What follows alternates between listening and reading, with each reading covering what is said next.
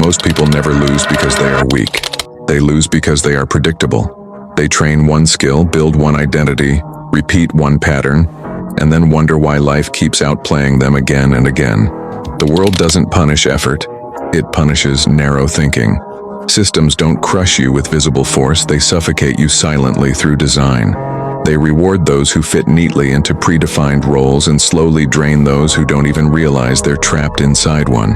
The specialist feels powerful because he knows one thing deeply, but depth without breadth is not freedom. It's a cage with polished bars. Corporations love specialists because specialists are easy to deploy, easy to measure, and easy to replace without emotional cost. Society praises specialists because they are legible. You can label them, rank them, predict them, and control them.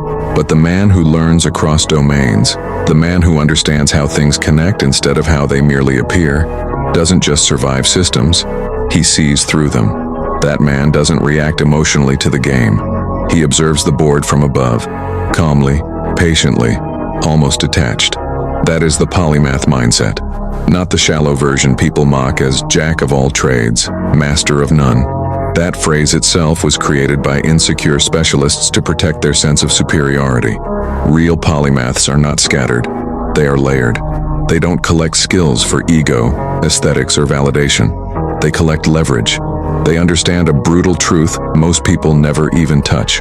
Power does not come from depth alone. It comes from overlap. When skills overlap, reality bends. A man who can only fight is dangerous in a street. A man who can fight and read people is dangerous in a room. A man who can fight, read people, understand incentives, regulate his emotions, and think in systems becomes dangerous to institutions, cultures, and narratives. That's where real fear begins. Not loud fear, not cinematic fear, but the quiet kind where no one can quite explain how you always seem 3 steps ahead without looking like you're trying.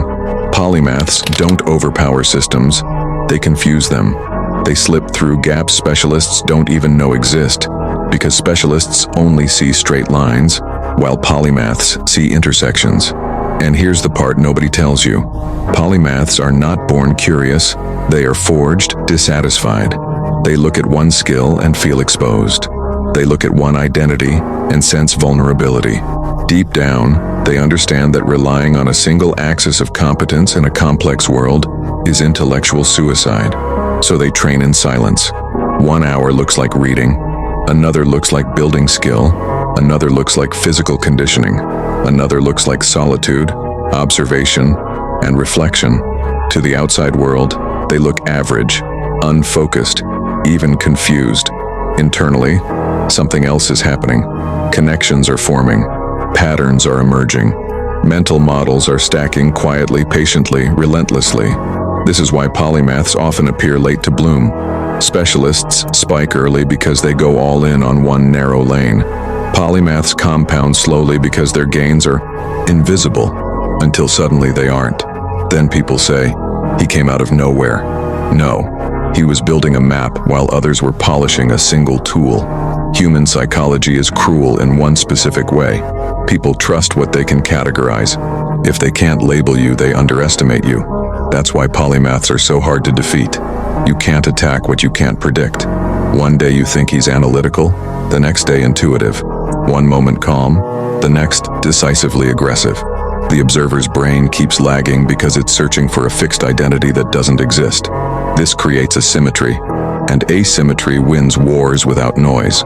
Polymaths don't rely on motivation because motivation is emotional, and emotion leaks information.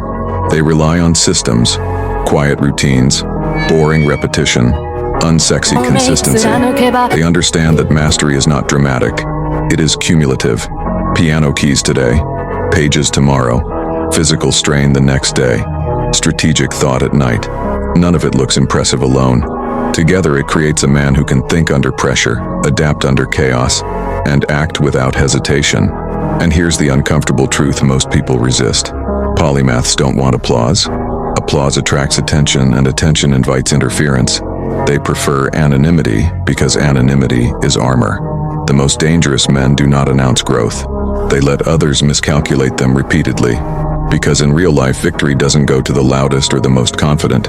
It goes to the one whose internal map is larger than the environment he's operating in. That is exactly why systems fear polymaths. You cannot standardize them. You cannot reduce them to metrics. You cannot threaten them with a single point of failure. Take one skill away, they pivot. Change the rules, they adapt. Collapse the structure, they rebuild faster than others can even process what happened. This is why history's quiet winners were rarely pure specialists. They were connectors, synthesizers, men who understood that knowing how the world works beats knowing how one small part performs. If you want to become untouchable, stop asking, what should I master, and start asking, what should overlap? Mind and body, logic and intuition, creation and destruction, silence and action. When these dimensions fuse, you stop chasing power and start embodying it. And the final irony is this: the polymath never tries to outsmart people. He simply outgrows the game they're playing. While others fight for position inside systems, he builds capacity outside them. While others seek validation, he builds optionality. While others optimize for short-term wins, he optimizes for irrelevance to control. That is the polymath mindset. One man, many dimensions, no visible weakness. And once you truly see the board this way, there is no going back.